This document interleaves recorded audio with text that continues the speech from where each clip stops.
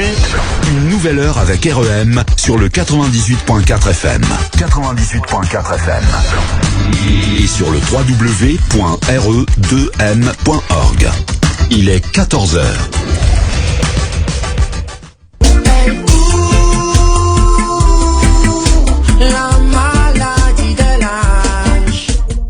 Espoir sans tremblement. Une émission sur la maladie de Parkinson qui se veut empathique, bienveillante et surtout pleine d'espoir. Tous les 3e jeudis du mois, de 14h à 15h, sur le 98.4 FM et sur re2m.org. Voilà, mon mari a la maladie de Parkinson depuis 15 ans.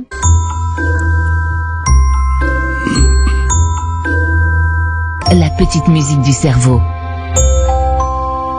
Bonjour à tous, c'est l'heure de votre émission Espoir sans tremblement, dédiée à la maladie de Parkinson, qui offre un espace d'information, de partage et de soutien pour les personnes touchées par cette maladie.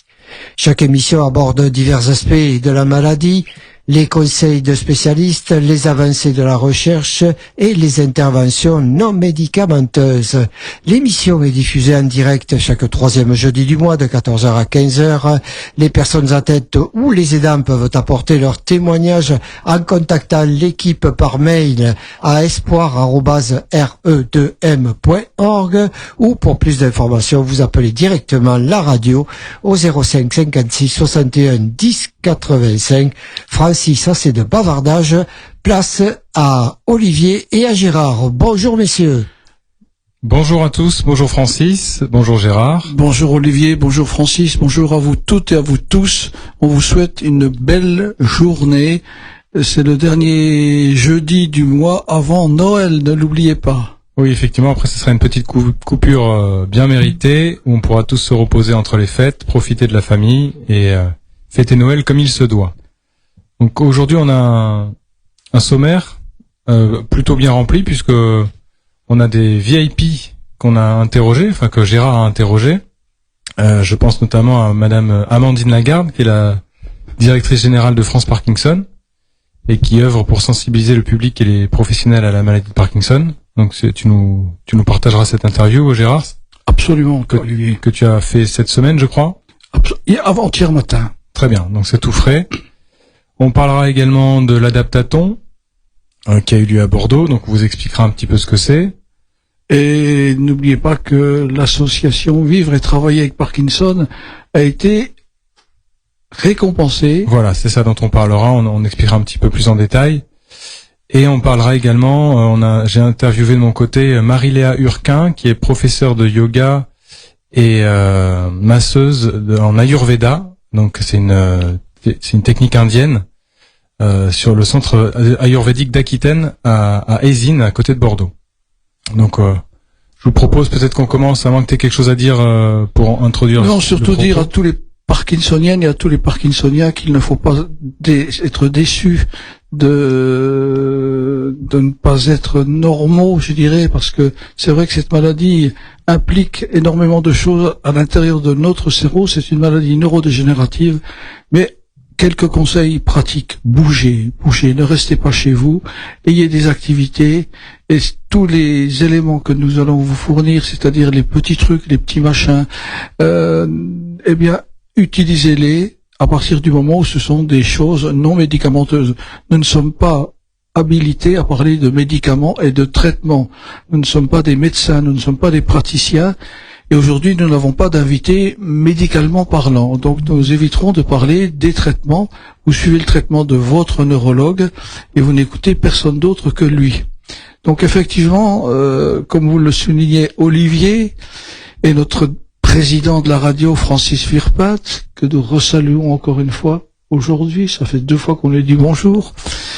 J'ai eu madame Amandine Lagarde au téléphone mercredi matin, donc c'est hier matin, pour un interview et discuter avec elle de cette maladie de Parkinson, puisqu'elle est la directrice générale de l'association qui s'appelle France Parkinson, qui est l'association référence, Olivier. Oui, c'est l'association la plus connue, bien entendu. C'est l'association numéro 1 en France qui œuvre beaucoup pour la maladie, pour la recherche. et qui est toujours à la recherche de dons d'ailleurs pour faire avancer la recherche, et qui a 40 ans cette année, là, en 2024. Complètement. Donc n'oubliez pas que tous les dons qui sont versés à l'association France Parkinson vont à la recherche. Et ça, c'est important de le savoir. Tous les petits sous qui arrivent, c'est pour la recherche, pour trouver des solutions, pour pallier, je dirais, bien entendu, au développement de cette maladie, l'enrayer. Donc vous pouvez y aller en toute confiance. Et j'ai discuté avec Amandine Lagarde à Paris il y a environ un mois. C'est une femme extraordinaire, exceptionnelle. On comprend mieux pourquoi aujourd'hui cette jeune femme d'une petite quarantaine d'années, eh bien, a été nommée directrice générale. Elle a les compétences, elle a le talent, et on va pouvoir écouter son interview. Je crois, Francis, est-ce qu'on peut l'envoyer? C'est parti. Bonjour, vous êtes bien sur 98.4, la radio de l'Entre-deux-Mers, votre radio locale préférée. Nous sommes avec Amandine Lagarde. Amandine Lagarde, vous avez la fonction de directrice générale, bien entendu, de France Parkinson, et j'aimerais vous poser quelques questions à ce sujet. Bonjour. Bonjour, vous êtes la bienvenue et vous êtes notre invité d'honneur. Depuis relativement peu de temps, pouvez-vous nous donner quelques mots sur qui vous êtes? Qu'est-ce qui vous a amené à prendre cette fonction de responsabilité auprès de la direction générale de France Parkinson, et quels sont vos projets? Donc ça, c'est une question qui en contient 3, ma petite Amandine. Merci beaucoup pour cette question. Donc, alors, je suis Amandine Lagarde. Effectivement, je dirige l'association France Parkinson depuis la fin 2020, grosso modo. D'abord en directrice adjointe, puis ensuite directrice générale en 2021, à l'été 2021. Mais moi, ça fait 12 ans que je suis chez France Parkinson, salariée. Donc moi, j'ai un profil de psychologue à la base, et j'ai été recrutée initialement pour développer les actions pour les personnes malades et leurs proches, et notamment le programme de formation pour les aidants qui existe toujours, qui s'appelle A2PA. Et puis ensuite, j'ai développé tout ce qui est éducation thérapeutique du patient, mais également les actions de formation pour les professionnels de santé. Voilà. Ensuite, donc, j'ai eu la possibilité d'évoluer au sein de l'association, et j'en suis ravie parce que j'aime beaucoup cette association qui est très dynamique et qui propose beaucoup de choses pour soutenir les personnes qui ont la maladie et faire avancer à la fois la recherche, mais aussi tout ce qui peut être proposé aux personnes malades, et sensibiliser les pouvoirs publics également sur ce sujet. Donc voilà, aujourd'hui, en tant que directrice générale, mon rôle, c'est de continuer à faire évoluer et à développer l'association pour répondre toujours plus aux besoins des personnes touchées par la maladie de Parkinson et de leurs proches, mais également de pouvoir accompagner les professionnels vers une meilleure connaissance également de cette maladie, et également pouvoir davantage en faire parler, la faire connaître, et changer le regard sur la maladie qui est encore trop mal connue, même si je trouve que ça va de mieux en mieux quand même par rapport à ce que j'ai connu il y a plus de 10 ans, mais il y a encore beaucoup à faire. C'est déjà pas mal tout ce que vous venez de nous expliquer. France Parkinson vient de fêter ses 40 ans de représentativité des 270 000 patients atteints de cette pathologie. Il y a 10 000 membres payants. France Parkinson mène efficacement plusieurs activités, l'animation du territoire par département, une permanence téléphonique, la représentativité par rapport au pouvoir public, trouver des financements pour la recherche. Vous voulez développer de quelle façon France Parkinson? Écoutez, alors on a l'intention de développer un petit peu sur tous ces pans. Déjà, effectivement, l'association, elle existe depuis 40 ans et elle repose depuis 40 ans énormément sur le bénévolat. Ça, je tiens vraiment à chaque fois à le souligner, à souligner l'importance de cet engagement bénévole chez France Parkinson. Aujourd'hui, plus de 700 bénévoles engagés au sein de l'association, au siège, mais également dans les comités départementaux dont vous avez très justement parlé. Donc, À ce jour, on a plus de 80 comités départementaux, mais ce chiffre, alors il est en augmentation, mais il est toujours en fluctuation, si je puis dire, parce qu'il dépend beaucoup, encore une fois, de l'engagement de bénévoles sur le territoire.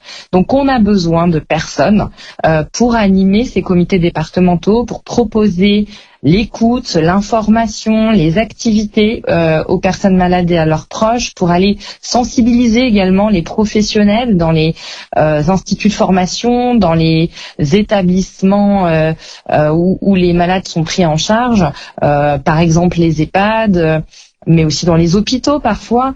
Donc voilà, il y a énormément d'actions de la part de nos bénévoles sur tous les départements couverts. Il y a encore des départements qui ne sont pas couverts et notre objectif, notre ambition, c'est d'arriver à couvrir l'ensemble des départements français, donc de métropole mais aussi en Outre-mer. Actuellement, on est déjà présent en Guadeloupe, en Martinique et à La Réunion, mais on aimerait pouvoir couvrir tous les territoires d'outre-mer et tous les départements donc de la métropole. Donc ça, c'est notre ambition pour les années à venir, et puis également de continuer à étoffer nos ressources bénévoles. Ça, c'est on a vraiment une stratégie autour de cela. On a mis des moyens pour cela et pour pouvoir accompagner au mieux tous les bénévoles qui œuvrent au sein de l'association. Ensuite, on a aussi une ambition de développement des activités au service des personnes malades et notamment des activités physiques et sportives, parce que on le sait depuis plusieurs années, mais c'est un message qu'on martèle autant que possible. L'activité physique, elle est essentielle dans la maladie de Parkinson. Elle est bonne de toute façon pour la santé de façon générale, mais dans la maladie de Parkinson, elle a vraiment des vertus thérapeutiques. Donc on appuie et on incite beaucoup là-dessus, et on essaye du coup de proposer aussi des activités adaptées à la maladie de Parkinson, que ce soit des activités physiques ou des activités sportives avec le sport santé, de manière à inciter le plus possible les personnes à soit poursuivre une activité physique, soit à démarrer ce type d'activité. Tout est possible, et il y a beaucoup d'activités très accessibles aussi dans la maladie de Parkinson. Donc c'est vraiment le message qu'on passe. Ensuite, concernant la sensibilisation des pouvoirs publics, là aussi l'association a l'ambition de faire toujours plus là-dessus, parce qu'il y a effectivement beaucoup à faire. Pour exemple, ça fait 5 ans que malheureusement le plan maladie neurodégénérative a pris fin et qu'on a toutes les peines du monde à obtenir des pouvoirs publics qu'il y ait une mobilisation qui se poursuive pour les maladies neurodégénératives, et donc qu'il y ait un nouveau plan ou une nouvelle stratégie quinquennale. On ne désespère pas de l'obtenir, parce que c'était vraiment dans les tuyaux en fin d'année dernière. Il y avait quelque chose qui devait sortir. Comme vos auditeurs doivent le savoir, il y a une grande instabilité politique depuis le début de l'année. Mais bon, on ne désespère pas. Malheureusement, exactement. Donc bon, on ne désespère pas qu'il y ait une stratégie qui sorte. On l'espère dans les mois prochains, de manière à avoir des orientations d'une part à mettre en œuvre, notamment pour les agences régionales de santé dans les régions, mais également bien sûr des budgets, parce que tout ça nécessite de l'argent.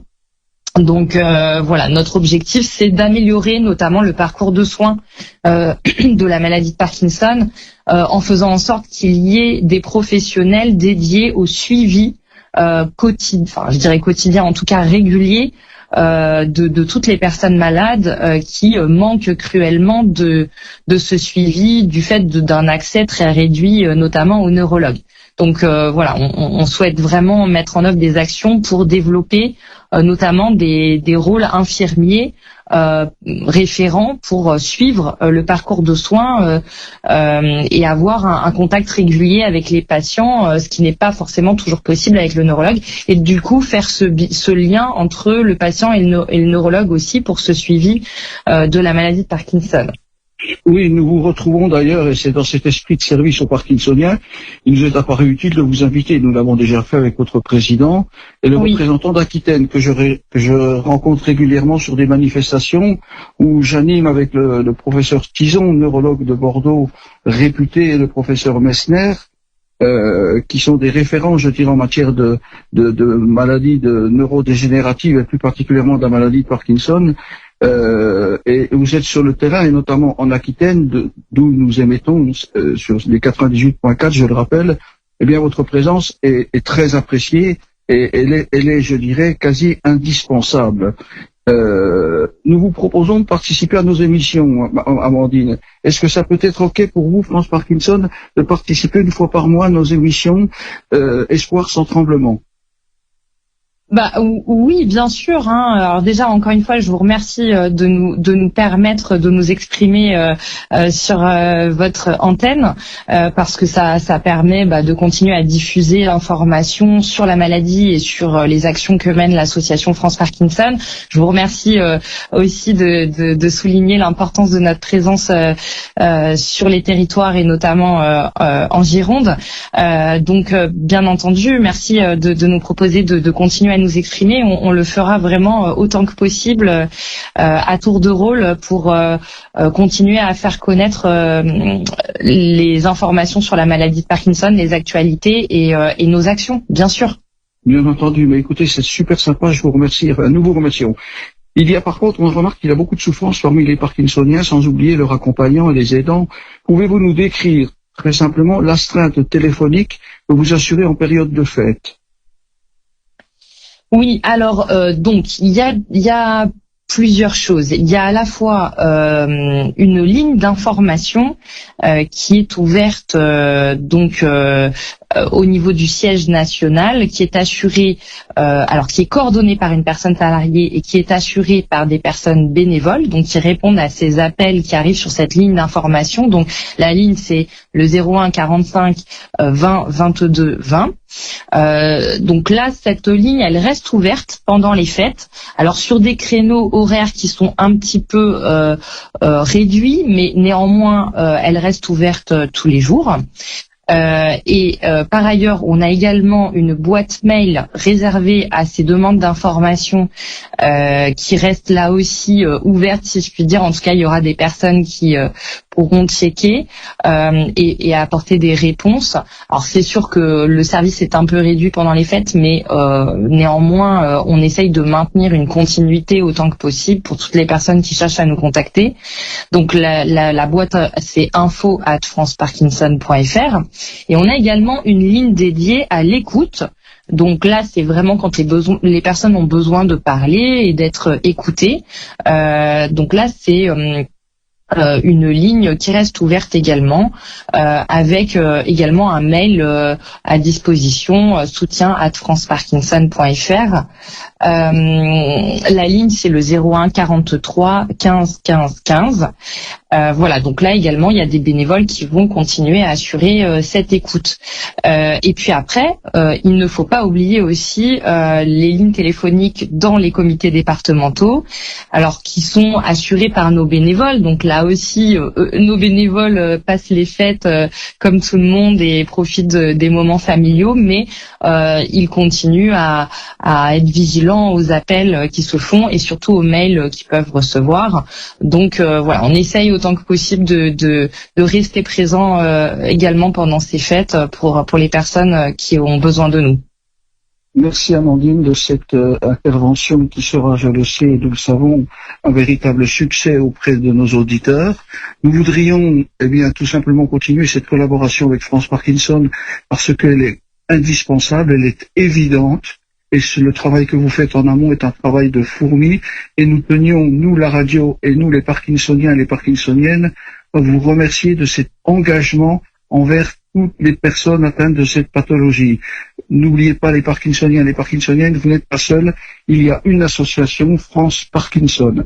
Nous voudrions également profiter de ce moment pour souhaiter de bonnes fêtes de fin d'année, de partager avec tous ceux que vous aimez et de transmettre, bien entendu, Amandine Lagarde, à tous les membres de votre équipe, nos chaleureuses salutations et vous remercier vraiment pour tout ce que vous faites. Merci beaucoup, je n'y manquerai pas, je transmettrai ça à tout le monde. Moi aussi, je souhaite de belles fêtes à toutes les personnes qui nous écoutent, et on reste donc à votre disposition, à votre service. Merci encore de cette visibilité que vous nous donnez avec ces échanges et ces podcasts à la radio. Écoutez, à l'année prochaine du coup. À tout bientôt, ma petite Amandine Lagarde. On vous souhaite une très belle journée. À vous aussi. Au revoir. Au revoir.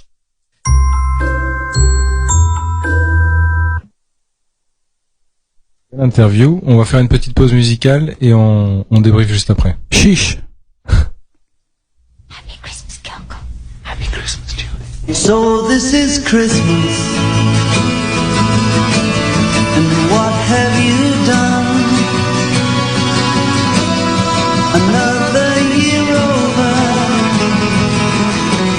and you won't just begun. And so this is Christmas, I hope you've had fun. The near and the dear one, the old and the young. A very Merry Christmas and a Happy New Year. Let's hope it's a good one without any fear. So this is Christmas, for weak and for strong,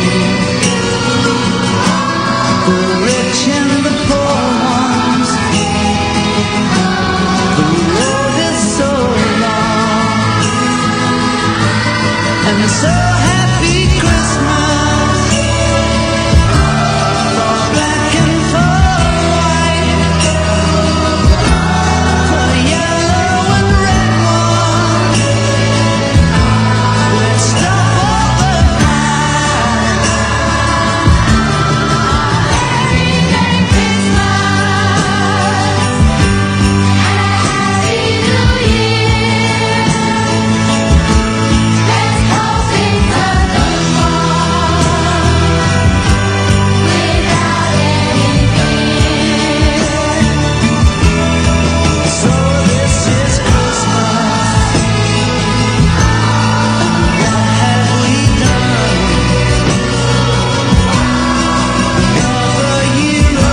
Another year over, and the new one just begun. And so happy Christmas, we hope you had fun. The near and the dear one, the old and the young. Very Merry Christmas and a Happy New Year.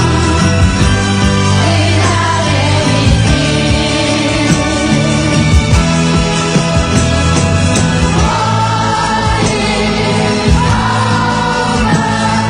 a good De retour à la radio Entre-deux-Mers, aujourd'hui, troisième jeudi du mois de décembre 2024, où on a eu l'occasion et le privilège d'entendre Amandine Lagarde, la directrice générale de France Parkinson, interviewée par Gérard tout à l'heure.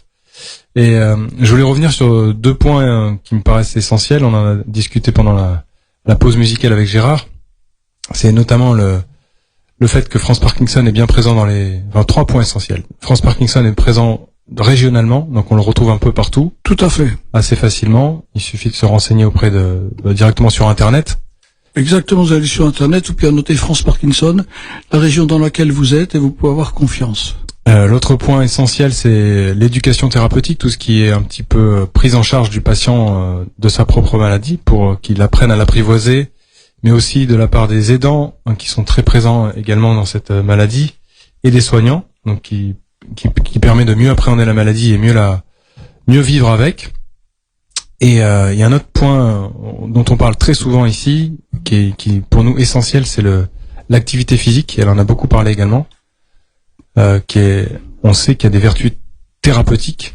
Complètement, des vertus thérapeutiques, de ralentissement de la maladie et d'amélioration des conditions de vie dans lesquelles nous sommes. Et c'est à tel point prouvé que, alors on en parlera, j'espère, plus tard dans le courant de l'année 2025.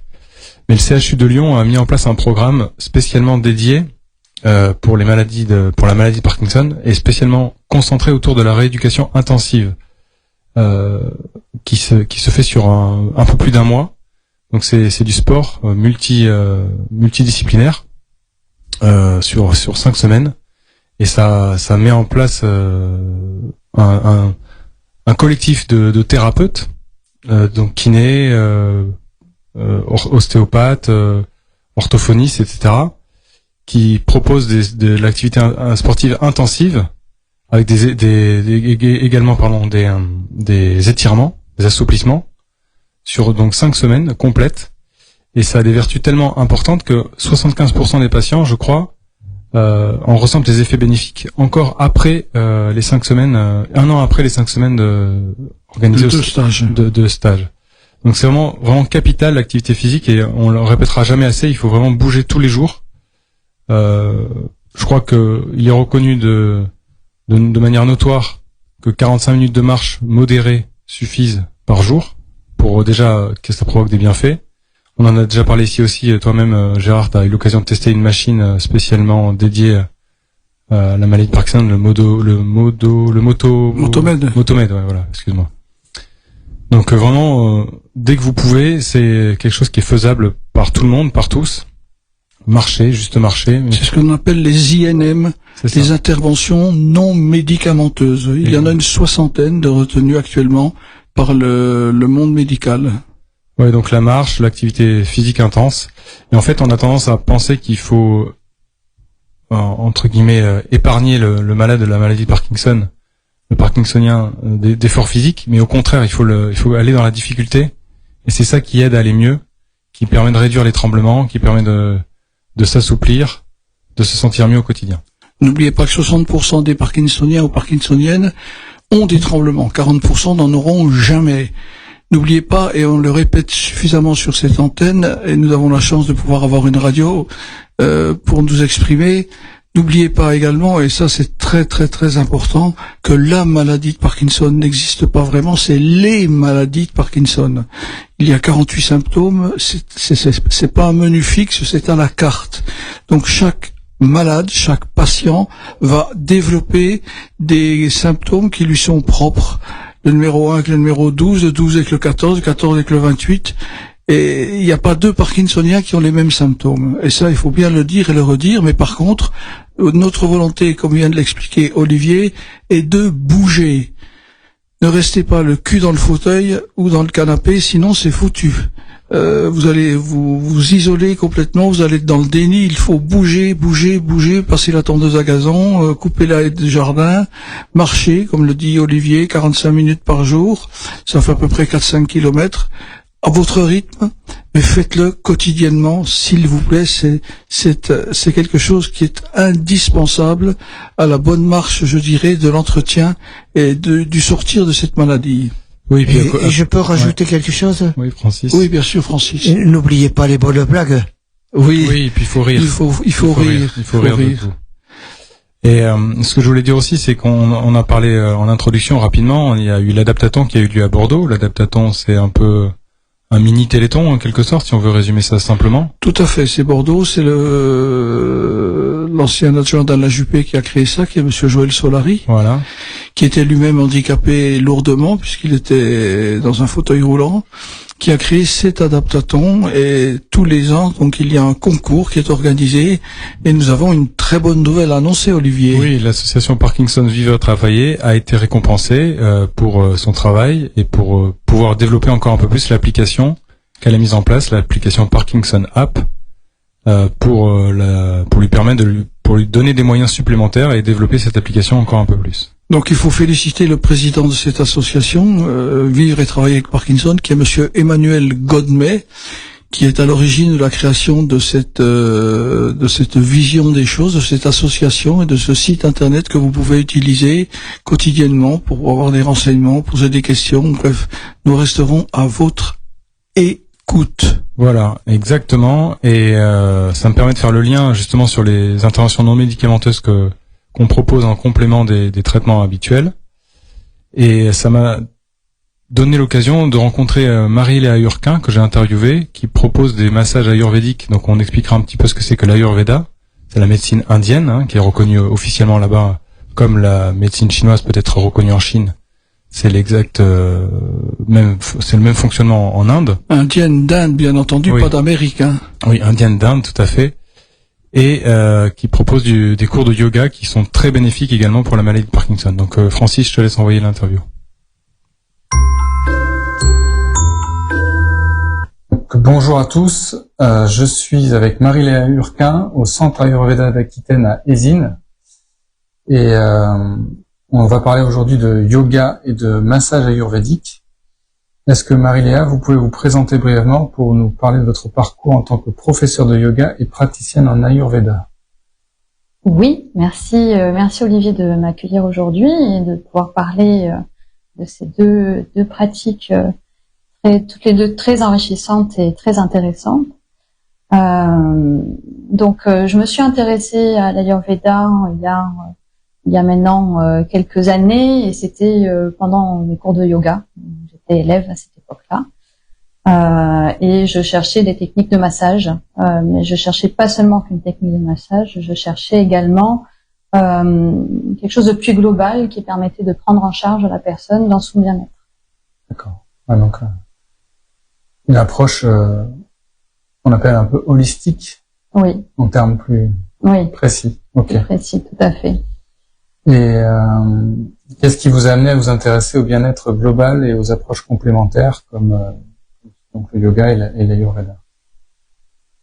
Je cherchais une voie naturelle et aussi un moyen de trouver des réponses à des souffrances qu'on peut connaître dans le quotidien. D'accord. Donc ça, on peut trouver des réponses par ce biais-là de manière apaisée et moins invasive peut-être que les médicaments ou les... Tout à fait, ce qu'on appelle des médecines douces, parce que c'est une approche douce. L'approche, c'est aussi de prendre la globalité de la personne, c'est-à-dire qu'on va s'intéresser à la nature de la personne, à son fonctionnement, et on va essayer d'y trouver des solutions naturelles et accessibles. Ouais, ce que nous on a déjà abordé ce sujet-là dans le cadre de l'émission. On appelle ça les INM, les interventions non médicamenteuses. Et Grégory Nino, le professeur Grégory Nino, en parle dans un ouvrage qu'on a déjà évoqué à l'antenne.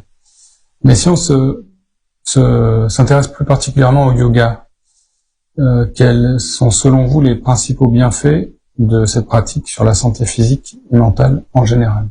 Alors, il y a beaucoup de bienfaits dans la pratique du yoga. Sachant que dans le yoga, il y a beaucoup de voies, de différents types d'exercices. On va trouver les postures, c'est le plus connu, les techniques de respiration, qu'on appelle aussi le pranayama. On a également une philosophie qui s'accompagne avec le yoga. Et puis généralement, de ce qu'on connaît de façon commune, la pratique des postures, on sait que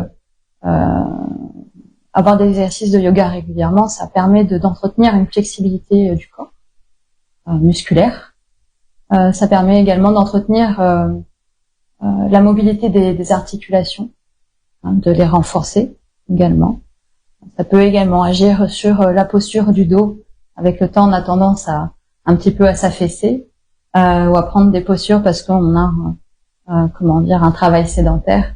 Et donc, en réalisant des exercices de façon régulière, on peut arriver à ajuster certaines mauvaises postures de la colonne vertébrale. Donc, ça, c'est la partie physique.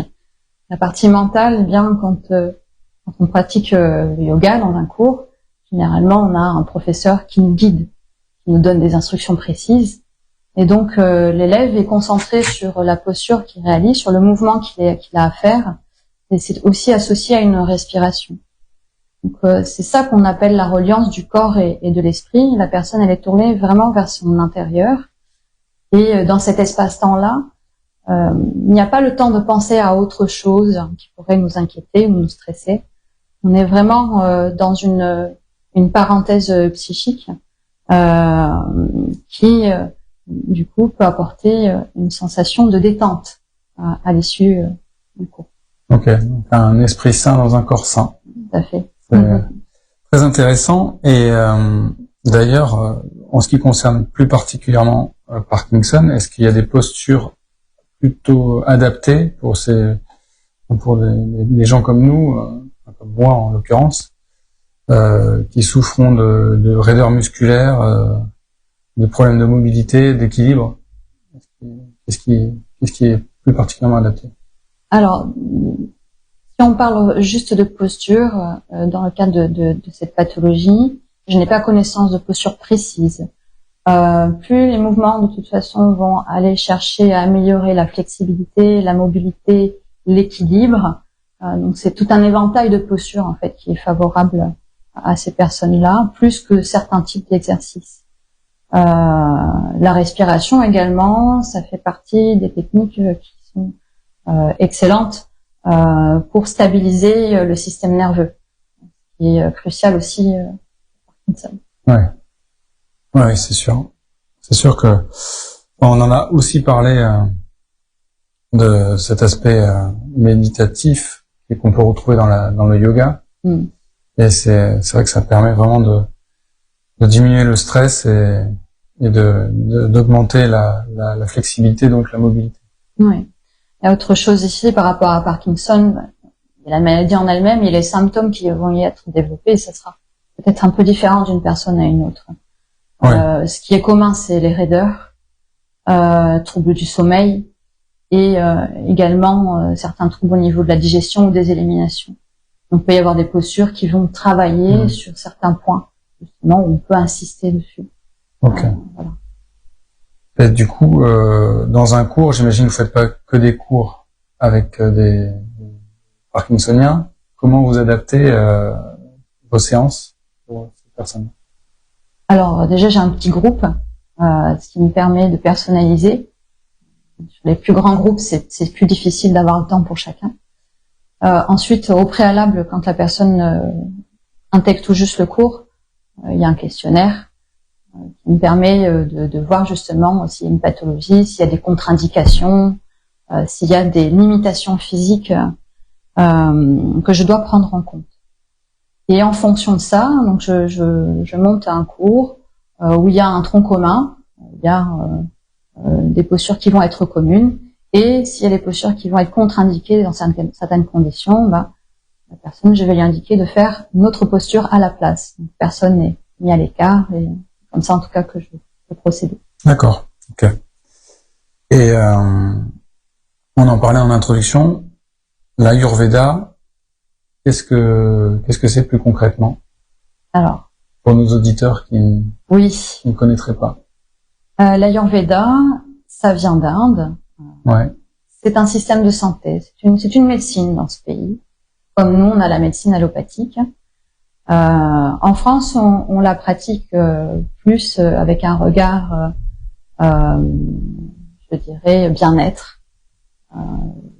Ce n'est pas une médecine qui est reconnue, mais on peut utiliser les techniques de massage, par exemple, ou aussi appliquer certaines règles d'alimentation et d'hygiène de vie pour pouvoir s'apporter du bien-être au quotidien. Donc, au même titre que la médecine chinoise est une médecine reconnue en Chine, la médecine ayurvédique est une médecine reconnue en Inde. Tout à fait ça. Ok, très bien. Alors, ça me fait une transition parfaite pour les massages ayurvédiques. Est-ce que vous pouvez expliquer rapidement ce que sont les massages ayurvédiques et en quoi on peut les distinguer des autres types de massages? Alors justement, en Ayurveda, on va parler de plusieurs massages de l'Ayurveda ou des massages ayurvédiques. On peut entendre parler des autres types de massages suédois, californiens, où là, en fait, on est sur une technique précise. Les massages ayurvédiques, en fait, il y a plusieurs techniques. On va avoir, par exemple, le massage Abhyangam, qui est un massage corporel global. On va avoir un massage qui s'appelle Shirodhara. Là, on est plus au niveau de la tête, c'est-à-dire on fait un massage crânien et on a un écoulement d'huile sur le front. Un autre qui s'appelle également Patra Pinda, un massage avec des pochons chauds, avec des herbes et des épices. Donc chaque massage, il y en a bien d'autres évidemment, vont cibler un besoin particulier. En Shirodhara, on va chercher à diminuer l'activité du système nerveux, à l'apaiser et amener une sensation de détente mentale. On cible beaucoup le mental avec celui-ci. Rapinda, quand on a beaucoup de tension musculaire, avec la chaleur des pochons, des huiles et des épices, qui vont traverser la barrière de la peau, ça va permettre d'aller relaxer les muscles profondément. Chaque massage va avoir un objectif précis. Il va y avoir également l'usage des huiles. Donc les huiles qu'on utilise, elles sont infusées avec des plantes spécifiques de l'Ayurveda qui ont des propriétés. Et chaque fois donc qu'une personne va venir faire un massage ayurvédique, on a un petit temps d'échange, un entretien pour évaluer les besoins et en fonction de ça, on va proposer soit le massage qui convient et adapter également l'huile qui convient à la personne. D'accord. Donc là encore, comme le yoga, il y a un bien-être psychique et physique qui sont reconnus et qui sont bénéfiques pour les malades de Parkinson, en l'occurrence, puisqu'on parle de ça aujourd'hui, et qui peuvent aller à d'autres personnes qui pourraient avoir d'autres pathologies, sur le confort, la relaxation et même, je crois, l'amélioration de la qualité du sommeil. Oui, ça peut induire une amélioration de la qualité du sommeil. C'est difficile d'être affirmatif là-dessus, ouais. Parce que ça dépend de beaucoup de facteurs en fait, ce problème de sommeil. Ceci dit, l'effet du massage de manière globale sur une personne, c'est la détente, c'est la diminution de l'activité cérébrale par le toucher. Avec le massage, il faut savoir que la peau va envoyer des informations au cerveau qui sont très agréables en général. Et cette sensation-là au cerveau, elle peut par exemple permettre la production de sérotonine. Sérotonine, ça doit parler à certaines personnes. Donc c'est celle aussi qu'on appelle l'hormone du bonheur. Et cette hormone-là n'apporte pas que cette sensation de bien-être. De façon physiologique aussi, elle intervient dans le mouvement péristaltique des intestins. Donc par exemple, justement, en Parkinson, ça fait partie des troubles qu'on peut retrouver, donc des éliminations. La sérotonine permet d'améliorer le mouvement péristaltique, donc c'est-à-dire diminuer la constipation. Du fait également que le mental, du coup, son activité est réduite, là où ça peut induire un meilleur sommeil. Sans doute de façon temporaire. Oui, mais répéter régulièrement. Effectivement, ça aide. Donc c'est soutenir. D'où l'importance de la récurrence, là encore, sur ce genre de pratique. Mais... D'intégrer dans une hygiène de vie sera un soutien, soit en se faisant masser, ou on peut aussi appliquer des techniques d'automassage. Oui. C'est possible. Et le mieux, c'est d'être accompagné par un professionnel comme vous, qui guide le patient ou le pratiquant. Quoi qu'il en soit, il faut une base professionnelle, en effet. Surtout pas se lancer tout seul quand on n'a jamais fait de yoga ou de massage. Tout à fait. Très bien, merci Marie-Léa pour ces éclaircissements très complets. Un dernier mot peut-être pour nos auditeurs sur l'importance de prendre soin de soi par ces approches complémentaires. Oui, en effet, je pense qu'aujourd'hui, et puis même depuis des décennies, je dirais, le stress, c'est un petit peu la maladie du monde. Et le stress peut générer justement l'apparition de certaines maladies chroniques. Dans sa gestion, ça nous permet justement de s'éviter des inconforts tels que la maladie ou des troubles. Donc c'est important d'avoir un espace pour soi qui nous permet de diminuer une pression interne qu'on peut ressentir. Ça peut être un mal-être physique, ça peut être un mal-être lié à la maladie, ça peut être un mal-être émotionnel, parfois inconscient, qui est difficile à décrypter, mais ça se passe à l'intérieur de nous. Donc quand on trouve des moyens pour se sentir mieux, eh bien on favorise finalement une meilleure santé. Donc bien évidemment, le yoga et l'ayurveda peut soutenir d'ailleurs c'est l'objectif de l'ayurveda, hein, de vivre âgé et en bonne santé. Mais on prend ces précieux conseils. Merci Marie-Léa. Merci encore Marie-Léa. Merci Olivier. À bientôt. À bientôt. Pour ces précieux conseils, comme je le disais à l'instant. C'est une bonne idée cadeau aussi pour se faire du bien en ces fêtes de fin d'année. Tout à fait. Pour produire de la sérotonine et se sentir mieux. On va faire une petite pause musicale puisque j'ai Francis qui tape à la porte. Et puis on revient juste après pour en discuter. Tino Rossi. Tour en direct à la radio Entre-deux-Mers avec Gérard et Francis. 98.4. Et voilà, et c'était pas Tino Rossi, hein, c'était bien Queen qu'on a écouté. Pour la culture personnelle de Gérard. Il nous faisait une petite blague tout à l'heure. On a écouté Marie-Léa juste avant. Donc Marie-Léa Urquin qui travaille au centre Ayurveda d'Aquitaine à Aisine, qui nous a présenté un petit peu les deux pratiques bien-être qui sont le yoga et le massage ayurvédique qui font du bien pour les patients atteints de la maladie de Parkinson. Atteints de ces maladies au long cours, donc il faut un traitement au long cours également aussi. Oui, c'est ça. En fait, c'est ce qu'on expliquait pendant l'interview et c'est ce que disait aussi également Amandine Lagarde dans son interview avec toi tout à l'heure. C'est l'importance de la récurrence. C'est vraiment répéter, intégrer dans son hygiène de vie des routines qui font du bien, donc aussi bien sportives que bien-être. Donc le massage en fait partie puisque Marie-Léa nous expliquait que pratiquer un massage permet de sécréter de la sérotonine, qui est donc l'hormone du bonheur. Important, la sérotonine. Et qui permet d'améliorer la qualité du sommeil et d'améliorer le quotidien d'une manière générale de toute façon. Complètement, votre corps va vous le réclamer si vous ne le faites pas. Donc n'hésitez pas, allez-y. Les maladies neurodégénératives, ce n'est pas un 100 mètres, c'est un marathon. Donc il faut prendre son temps et quotidiennement avoir des activités récurrentes, à votre rythme bien entendu, qui vous permettront de pouvoir rester le plus longtemps possible en bonne santé. Oui, c'est ça. Donc vraiment, on l'a répété, on le répétera jamais assez, mais vraiment intégrer une routine sportive au quotidien. À titre personnel, si je peux donner mon exemple, moi tous les matins, je me lève vers 6h30 et je fais entre 20 minutes et une demi-heure de renforcement musculaire et d'assouplissement que je complémente dans la journée par un peu de marche quand j'ai le temps, parce que je travaille à côté, hein, donc je suis actif. Donc quand je peux, j'essaie d'aller promener le chien. Je l'ai moins fait ces derniers mois, j'avoue. Mais là, j'ai repris un petit peu la marche, et c'est vrai que ça fait du bien.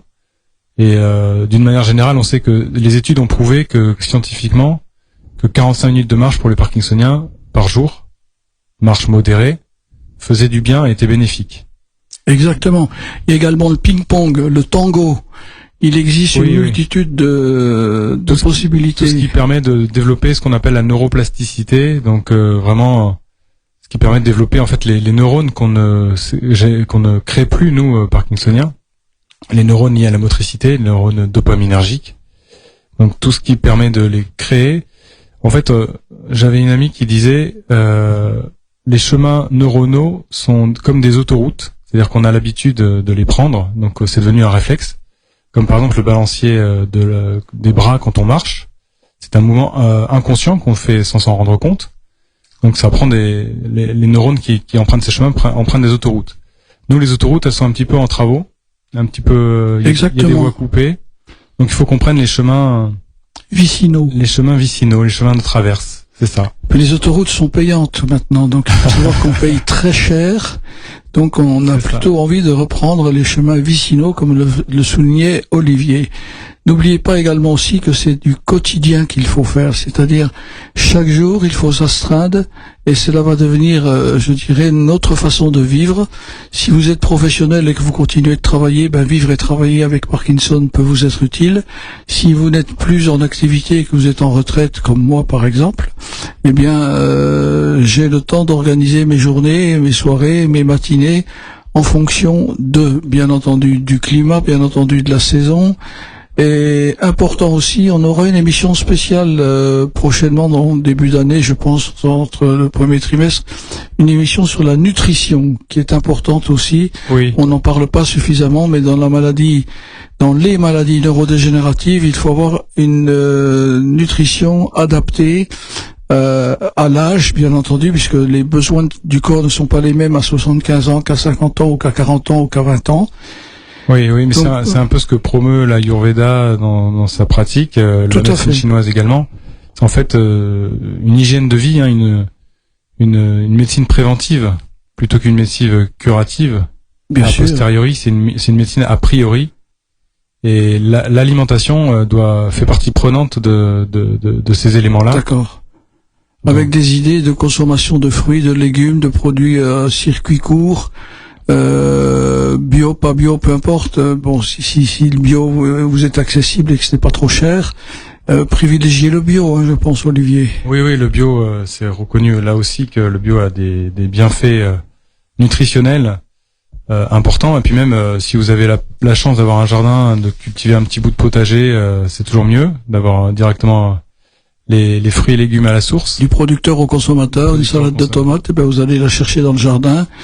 On enlève la peau et on enlève les pépins et on s'assaisonne avec un petit peu d'huile d'olive, un petit peu de vinaigre balsamique ou du vinaigre de cidre ou du vinaigre de pomme, un pésu de sel et de poivre et pourquoi pas du persil haché ou de la ciboulette. Et un petit peu d'oignon blanc dessus et un peu de thon. Et un peu, ça, on est parti pour une salade niçoise. Francis, il est content. et de l'huile d'olive première pression à froid. Privilégier de l'huile française ou de l'huile sur laquelle est mentionné sur l'étiquette les origines exactes. Fuyez les huiles d'association de pays européens et non européens. L'huile vierge doit être vierge, issue d'un terroir comme le vin, et vous allez vous régaler. C'est bon pour les neurones. De toute façon, dans les grandes surfaces, il n'y a que de l'UE. Oui, mais on peut trouver des bons produits dans les grandes surfaces. Après, il y a de tout. Il faut faire attention aux étiquettes, c'est ça le plus important. Ce que disait Gérard, c'est vraiment bien lire les étiquettes pour être sûr d'avoir une huile produite dans un même endroit. Exactement, parce que quand c'est produit dans plusieurs endroits hors Union européenne, c'est des mélanges de tout.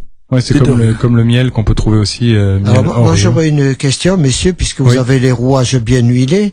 Oui, on essaye.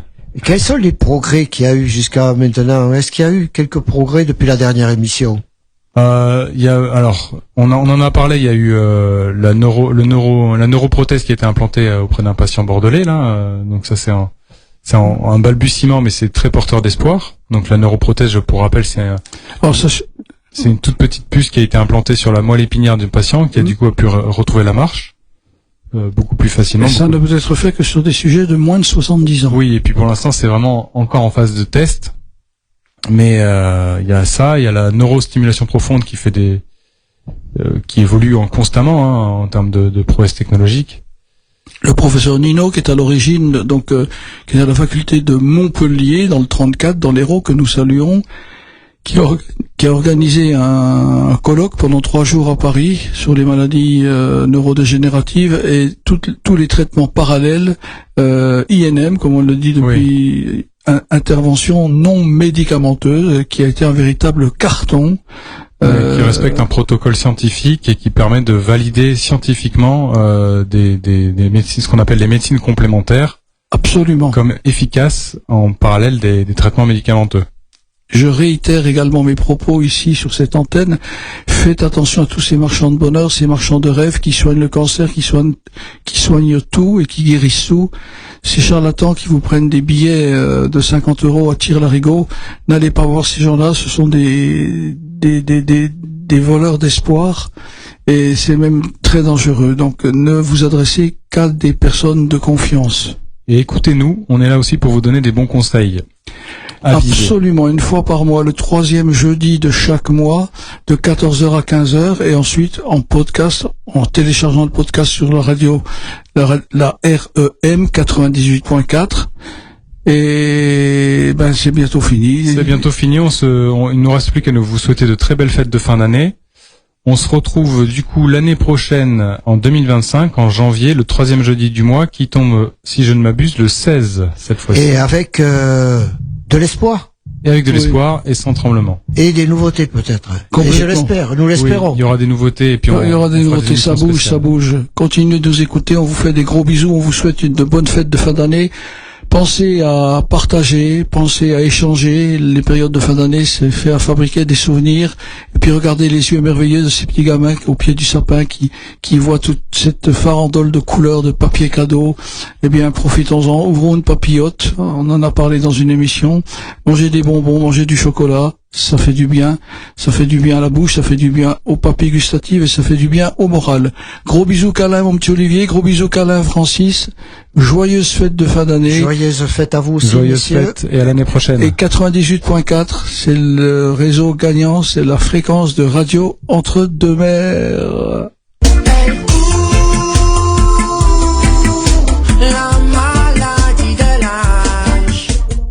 Espoir sans tremblement. Une émission sur la maladie de Parkinson qui se veut empathique, bienveillante et surtout pleine d'espoir. Tous les 3e jeudis du mois de 14h à 15h sur le 98.4 FM et sur re2m.org.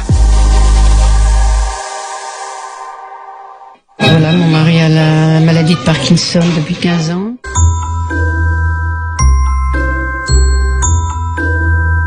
La petite musique du cerveau.